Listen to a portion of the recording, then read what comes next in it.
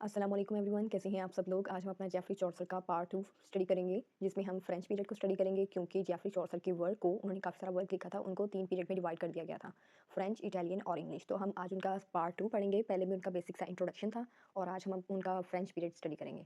तो इसको स्टार्ट करते हैं, बिस्मिल्लाह। अच्छा, तो जेफरी चौसर का जो पार्ट 2 है वो है फ्रेंच पीरियड, जो कि स्टार्ट होता है 3059 से 3072, यानी 1359 से 1372 तक का ये टाइम पीरियड था। During this time, Chaucer translated the Roman de la Rose, a French poem written during the 1200s. 1200s मतलब ये 13th सेंचुरी को कहा गया, जो कि 1200 से 1299 तक का जो टाइम पीरियड था। और इस दौरान उनके बारे में, चौसर के बारे में कहा जाता है कि उन्होंने एक फ्रेंच पोइम थी, जिसको उन्होंने मतलब लिखी जा चुकी थी, उनको सिर्फ उन्होंने ट्रांसलेट किया था, तो वो थी रोमन de la Rose। ठीक है। He also wrote his Book of the Duchess, an elegiac poem that shared much with contemporary French poetry of the time, but also departed from that poetry in important ways. Second में वो कह रहे हैं कि Jeffrey Chaucer ने इस French period में एक बुक लिखी थी, एलेजिक सॉरी पोइम थी, बुक ऑफ डचेस। तो बुक ऑफ डचेस एलेजिक पोइम थी, मतलब इसमें एक एलेजिक पोइम अमूमन कहते हैं कि ऐसी पोइम जो किसी गमज़दा से, सैड से मौके पर लिखी जा गई हो, किसी की मौत के ऊपर लिखी गई हो, तो एक सैड पोइम होती है। तो उन्होंने ये एक अपनी जो पैट्रन थे उनके, किंग ऑफ कांट, उनकी जो वाइफ थी वो उनकी डेथ पर लिखी थी। तो ये भी फ्रेंच में मतलब थी, इनको शेयर किया गया था। ठीक है। Chaucer extensive reading of Latin poets such as Boethius also influenced his on work. तो फ्रेंच के साथ साथ चौसर के बारे में कहा जाता है कि इन्होंने लैटिन पोइट्स को भी पढ़ा था, जो कि जैसे कि बोइथियस थे, तो इनका बहुत सारा जो वर्क है वो लैटिन में भी था, उनसे इन्फ्लुएंस होकर लिखा गया। Chaucer he was influenced by French masters as Guillaume de Machaut, Jean de Meun और ग्योम द लॉरेस। कि मतलब ये फ्रेंच जो मास्टर्स थे, उनसे भी ये बहुत ज़्यादा इन्फ्लुएंस थे, तो उनसे इन्फ्लुएंस्ड होकर, मुतासिर होकर इन्होंने अपना वर्क लिखा था। नेक्स्ट है द रोमाउंट ऑफ द रोज, 3060 में ये लिखी गई थी। ये एक फ्रेंच वर्क था, ली Roman de la Rose, Jean de Meun और ग्योम द लॉरेस, इन्होंने इस वर्क को लिखा था, जिसको ट्रांसलेट किया था जेफरी चौसर ने। This book was almost a translated variant of French work Le Roman de la Rose, Jean de Meun and Guillaume de Lorris. The story begins with an allegorical dream in which the narrator receives advice from the god of love on gaining his lady's favour. तो ये story जो है वो start होती है एक dream, यानी ख्वाब से। ख्वाब वहीं जो हम सोते में देखते हैं, तो उसे उसमें ये दिखाया गया कि ये एक एलोगेरिकल, मतलब ये एक तशबीह किसी चीज़ से देते हैं ना हम, सिंबल मतलब दिया जाता है। तो उस जैसा ख्वाब था, मतलब तशबीहात से भरा हुआ था। तो इसमें जो है गॉड ऑफ लव थे, एक करैक्टर उनका था। उसके बाद एक मतलब बहुत सारे ऐसे करैक्टर उन्होंने यूज़ किए हैं जो कि एक तशबीह होते हैं, मतलब एक्चुअल में कोई इंसान नहीं था। ठीक है। तो मतलब इसमें एक दिखाया गया नरेटर था, एक करैक्टर। नरेटर के बारे में कहा जाता है कि उसने एक ख्वाब देखा, उसमें उन्होंने देखा कि वो जो गॉड ऑफ लव हैं, यानी मोहब्बत के जो खुदा हैं, देवता, वो उनको नसीहत करते हैं कि किस तरह उनको जो अपनी जो लेडी है उनकी फ़ेवर हासिल करनी है, यानी जिनसे उनको मोहब्बत है उनकी अटेंशंस किस तरह से हासिल करनी है। हर लव बीइंग सिंबलाइज्ड बाय अ रोज़, तो इनकी जो लव है उसको तशबीह दी गई है रोज़ से। तो मैंने आपको बताया था कि इसमें ये ख्वाब जो है वो पूरा तशबीहात से भरा हुआ है, मतलब हर एक चीज़ को किसी ना किसी सिंबल से ज़ाहिर किया जाता है। तो लव को ज़ाहिर किया गया है एक रोज़ से, मतलब वो लेडी जो है जिसकी अटेंशंस उनको चाहिए, तो उसको एक रोज़ के ज़रिए सिंबलाइज़ किया गया। He is unable to get to the rose, कि वो उस रोज़ को हासिल करने में नाकाम है। The second fragment is a satire on the mores of the time. उसके बाद स्टोरी का स्टार्ट एलोगेरिकल ड्रीम से हुआ। अब नेक्स्ट जो सेकंड फ्रेगमेंट है, दूसरा मतलब वो ये देखते हैं कि जैसे कि वक़्त के जो रवाज होते हैं, टाइम पीरियड के, उनके ऊपर तंज़ किया गया। मतलब जो राइटर हैं उन्होंने उस टाइम पीरियड के, जब वो मौजूद थे, तो उन्होंने उस टाइम के जो मज़हब है, जो कोर्ट हैं और जो भी उस टाइम की सोसाइटी थी, उनके ऊपर तंज़ किया था।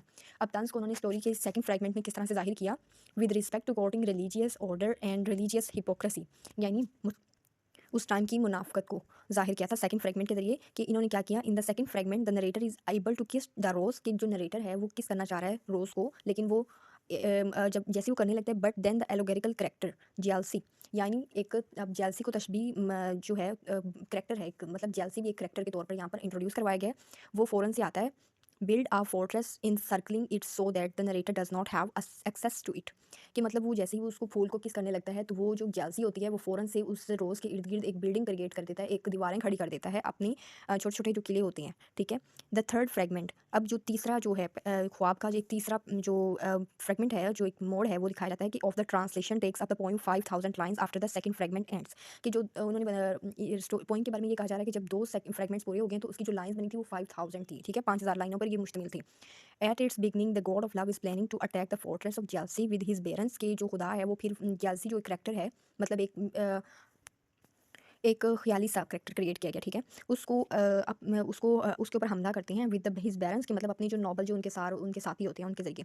The rest of the fragment is a confession given by False Semblant और False Seeming which is treatise on the ways in which men are false to one and other especially the clergy to their parishioners. तो ये जो third जो fragment होती है, इसमें अब उन्होंने किस तरह ज़ाहिर किया कि हमें जो मतलब जो मज़हब के जो स्पेशली हमारे जो मुल्क के लोग होते हैं, हमारे टाइम पीरियड के जो लोग होते हैं, सोसाइटी के लोग हो गए, स्पेशली हमारे रिलीजियस के जो लोग होते हैं, जैसे क्लर्जी मैन होते हैं, पादरी वगैरह, ये उस टाइम पीरियड के लोगों को किस तरह से कहते थे, मतलब उनको पागल बनाते थे, बेवकूफ़, कि आप लोग हमारे पास आओ, हमें पैसे दो, हम खुदा से आपकी जो है मतलब दरख्वास्त करेंगे और फिर खुदा आपके जो है गुनाहों को माफ़ कर देगा और आप धुल जाएंगे और साफ़ हो जाएंगे। तो वो इस तरह से वो उस टाइम पीरियड के लोग पागल उनको बेवकूफ़ बनाते थे लोगों पर। तो उन्होंने इस तरह से स्टोरी के ज़रिए एक तशबीह जो था, ख्वाब तशबीहों से भरा हुआ, वो एक क्रिएट किया और इस तरह से उनकी थी ली रोमन दिला रोज स्टोरी ये बनाई गई थी।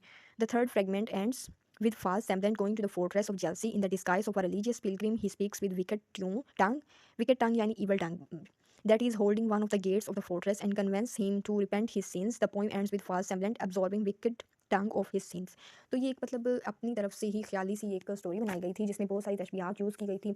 तो उसमें लास्ट में वो वही बात बताते हैं कि उन्होंने मजहबी जो लोग होते हैं ये किस तरह से लोगों को बेवकूफ़ बनाते हैं कि हम खुदा के नज़दीक हैं और आपको मतलब खुदा तक पहुँचने के लिए पहले हमारे पास आना पड़ेगा। मतलब मज़हब जो होता है ये हमें ये सिखाता है कि हमें खुदा से राब्ता करने के लिए या अपनी कोई भी बात पहुंचाने के लिए या अपने गुनाहों की माफ़ी मांगने के लिए कोई दूसरा ज़रिया इस्तेमाल करने की ज़रूरत नहीं है, हम खुद भी उनसे कांटेक्ट कर सकते हैं। लेकिन ये जो लोग थे ये उस टाइम में लोगों को बेवकूफ़ बनाते थे कि हम खुदा के नज़दीक हैं, आप अगर गुनाहों से भरे हुए हैं तो हमारे पास आएँ, हम खुदा से आपकी दरख्वास्त करेंगे और फिर इस तरह से आपकी जो होगी गुनाह होंगे उससे आप धुल जाएंगे। लेकिन ये था तो मतलब ये द रूमाउंट ऑफ द रोज़ ये जो स्टोरी थी ये एक ड्रीम की शक्ल में थी और इसके 3 जो स्टेप्स दिखाए गए हैं उनके ज़रिए से ये ख्वाब था बनाया गया और इसमें जो करैक्टर्स थे वो एक उनको सिंबलाइज़ किया गया था रोज़ के ज़रिए, जेलसी के ज़रिए और विकेड टंग के फाल्ट सैम्पलिंग के ज़रिए, मतलब ऐसे लोग जो मज़हब के नाम पर दूसरे लोगों को गुमराह करती हैं। और ये जो स्टोरी थी ये यहाँ पर एंड होती है, तो ये बहुत अच्छी स्टोरी थी। इसके साथ ही हम अब नेक्स्ट जो है वो स्टडी करेंगे द बुक ऑफ डचेस। अच्छा, नेक्स्ट है जेफरी चौसर की दूसरी जो बुक है द बुक ऑफ डचेस, इसको हम स्टडी करते हैं। द बुक ऑफ डचेस 1369 1369 में ये लिखी गई। This book was written on the death of the duchess Blanche who was the wife of John of Gaunt patron of Chaucer. यानी ये जो पोइम थी वो जो चौसर के जो सरपरस्त थे घर के, जॉन ऑफ कांट जो प्रिंस थे उनकी वाइफ की डेथ हो गई थी डचेस ब्लेंच। तो उनकी डेथ पे ये लिखी गई थी और उनकी डेथ पे ये इसलिए लिखी गई थी क्योंकि ये स्टोरी इस तरह से थी कि उनकी गम जो था वो थोड़ा कम हो सके। शी बिलोंग्स टू लैंकेस्टर, जो उनकी वाइफ थी वो लैंकेस्टर से बिलोंग करती थी। दिस बुक इज़ एन एलर्जी एंड एलोगरी इन नेचर। ये बुक जो थी वो एक एलर्जी थी, यानी ऐसी जो पोइम जो किसी अफसोसनाक हादसे के ऊपर लिखी गई हो या किसी की मौत पे लिखी गई हो। एंड एलोगरी इन नेचर यानी इसको कुदरत के साथ तशबीह दी गई थी, इसमें तशबीहात वगैरह मतलब थी।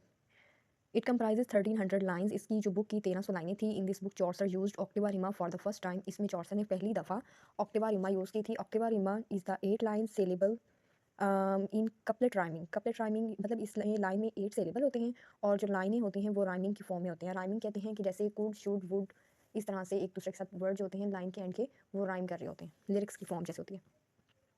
The book of duchess begins with a man who can't sleep.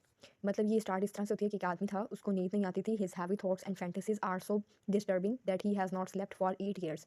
कि उसकी जो सोचें और उसके जो वहम थे वो इतनी ज़्यादा उसको डिस्टर्ब करते थे कि वो 8 सालों से सोया नहीं था। He fears he will die of his insomnia, so he ask a servant to bring him a book to read which his called romance.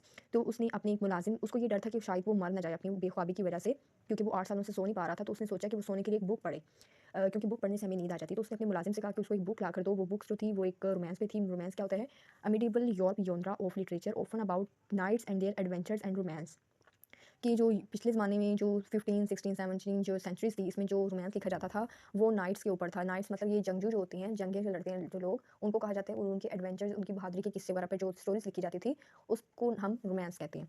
He says that it's better to read than to play chess to try to fall asleep. तो उसने ये सोचा कि chess खेलने से अच्छा इंसान book read करे ताकि उसको नींद आ सके। He reads about a fictional king. अब वो आदमी खुद भी एक स्टोरी पढ़ रहा है। मतलब एक स्टोरी तो ये है बुक ऑफ डचेस की कि एक आदमी को नींद नहीं आ रही तो उसने अब बुक पढ़नी शुरू की। अब बुक में वो खुद भी आगे स्टोरी पढ़ रहा है। तो वो आगे स्टोरी क्या है वो जो पढ़ता है कि वो एक फ़िक्शनल स्टोरी पढ़ता है। फ़िक्शनल स्टोरी कहते हैं एक ऐसी स्टोरी जो हकीकत पर ना हो, फ़र्ज़ी कहानी को कहते हैं। किंग सीएक्स की, मतलब जो एक किंग है सीएक्स उस पे लिखी गई है। Who set sail for an adventure at sea and he is drown in a storm. कि वो एक जहाज़ी सफ़र पे जाता है समंदर में और एक तूफ़ानी जो समुद्री तूफ़ान होता है उसमें वो डूब जाता है।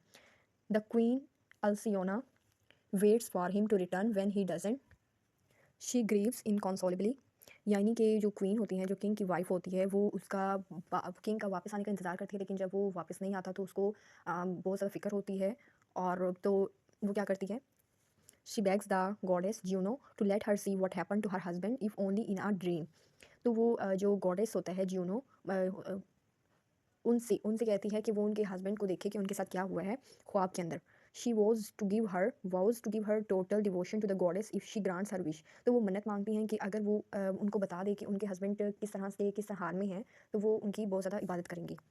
The goddess causes Alcyone to fall into a deep sleep and summons Morpheus, the god of sleep, to go find the king on the ocean floor, inhabit his body, and make him appear to Alcyone in a dream so that she sees that he has drowned।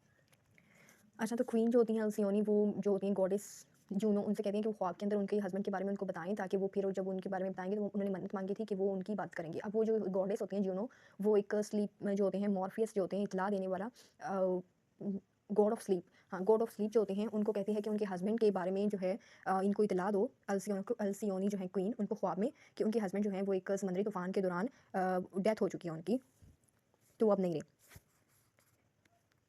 He does so and Alcyone dies of grief 3 days later. तो उनको जब अल्सियोनी को ख्वाब में ये सब कुछ नजर आता है, तो फिर उसके बाद उनको गम मतलब इतना शदीद होता है कि 3 दिन के बाद उनकी उनकी डेथ हो जाती है।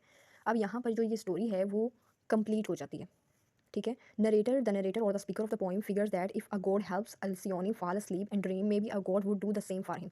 अब वो जो बुक ऑफ डचेस के अंदर मतलब स्टोरी जो थी, वो जो आदमी है वो 8 सालों से नहीं सोया। अब उसने ये कहानी पढ़ी कि अल्सियोनी की जो गॉड ने मदद की उसके हस्बैंड को फाइंड करने में, तो वो ही खुदा उसकी भी मदद करेगा सोने में, अगर वो उससे दुआ करेगा तो। He sends a plea up to the gods that he will reward them with the most luxurious gold painted bed chamber with a bed of the finest down with covers embroidered with the finest threads of pure gold if they will help him sleep। अब वो जो आदमी है वो भी अल्सियोनी की तरह ही मन्नत मांगता है, कहानी पढ़ता है तो अल्सियोनी की तरह वो भी मन्नत मांगता है कि अगर उसको नींद आ जाती है, खुदा अगर उसको नींद दे देता है एक अच्छी सी, तो वो भी मन्नत मांगता है कि वो एक मतलब गोल्ड के बने हुए गोल्ड की पेंटेड देगा, बेड चैम्बर जो होते हैं एक कमरा देगा, अच्छी सी दीवारें होंगी, गोल्ड का मतलब एक बहुत ही प्योर जो गोल्ड होता है ना, एक लग्जरियस जो कमरा होता है, वो खुदा की खिदमत में पेश करेगा। तो इस तरह की वो एक मन्नत मांगता है अगर उसको एक अच्छी नींद आ जाती है, तो वो मन्नत मांगता है। ही इमीडिएटली फॉल्स asleep और इस तरह वो सच में सो जाता है and has a vivid dream और एक अच्छा सा ख्वाब देखता है। First the narrator hairs the bird singing the sweetest symphony he is ever heard. अब वो ख्वाब में ये देखता है कि उसने बहुत से एक मतलब परिंदा देखा जो बहुत ही खूबसूरत सा बोल रहा होता है, जो कि उसने पहले ऐसी आवाज़ जो है वो नहीं सुनी थी। He is laying in a room whose walls have picture of all the characters of the great European epic poems. कि अब वो एक रूम में लेटा हुआ है और उसकी जो दीवारें हैं उनके ऊपर करेक्टर जो है उनकी तस्वीरें बनी हुई, जो कि यूरोपियन की जो एपिक पोइम्स थी उनके करेक्टर थे। अब वो करेक्टर कौन से थे? For the entire story of Troy was road in the glass work दस। तो वो एक ट्रॉय की स्टोरी थी जिसकी मतलब जो तस्वीरें थी वो एक ग्लास वर्क में थी, शीशे की। Of Hector and king of Priam of Achilles and of king Laomedon and also of Medea and of Jason of Paris Helen and of Lavinia. तो ये जो सारे करैक्टर थे हेक्टर, किंग, प्राइम, एक्लीस, तो ये सारे मीडिया, ये सारे वो दीवारों पर इनकी तशबीह की गई थी, यानी इनकी शक्लें बनाई हुई थी। And on all the walls were painted with fine colours the entire romance of the rose both text and gloss. तो वो जो दीवारें थी वो बहुत अच्छी उनमें कलर किए गए थे, गिलास की बनी हुई थी। तो ये उसने अब आगे ख्वाब देखा और उसके यहाँ पर मन्नत मुकम्मल हो गई और ये यहाँ पर बुक भी कंप्लीट हो गई। तो यहाँ पर हमारा टॉपिक कंप्लीट हो जाता है। आगे जो है some of the other works of their period are, मतलब ये तो 2 स्टोरीज़ थी, the Romaunt of the Rose और द बुक ऑफ डचेस। इसके अलावा भी इन्होंने वर्क लिखा था, वो था the ABC. It is written in 8 line stanza the complaint into pity. Chaucer has used first time a 7 line stanza known as rhyme royal in the work the complaint of Mars queen Anelida. तो यहाँ पर chapter complete होता है। अगर आप कहीं से कोई समझ ना आए तो कमेंट सेक्शन में पूछ सकते हैं और नेक्स्ट वीडियो तक के लिए अल्लाह हाफ़िज़।